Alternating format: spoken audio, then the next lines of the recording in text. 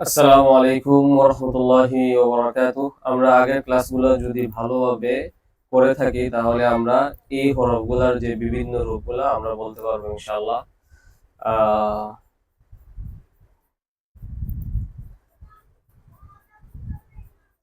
তারপর আমি বলে দিচ্ছি যে এটা হবে বা, এটা হলো, আপনারা বলুন। হ্যাঁ, এটা হবে জিম। এটা কি হবে? ফা। এটা সদ। এটা কি হবে? মিম। এটা হা। এটা কাফ। এটা কি হবে? শিন। এটা কি হবে? আইন।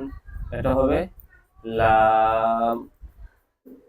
আরবি 29 হরফের যে বিভিন্ন রূপ হবে মুরাক্কাব শব্দের সাথে, এই রূপগুলোই এখানে দেখানো হচ্ছে। বা, গইন, কাফ,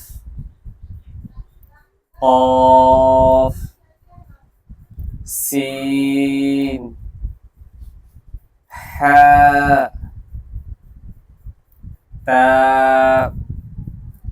মিম, ضاد، খ, জিম, ইয়া, ফা, হা, হা, যে হার ডিফারেন্ট রূপ, হার বিভিন্ন রূপ। হামজা, যদি এইভাবে কোনো হরকত বা মাঝামাঝি যদি এই যে ইয়ার মতো যদি কোনো কিছু হয়, যদি উপরে হামজা দিয়ে দেয় তাহলে সেটা হামজাই হবে, নকটা ছাড়া।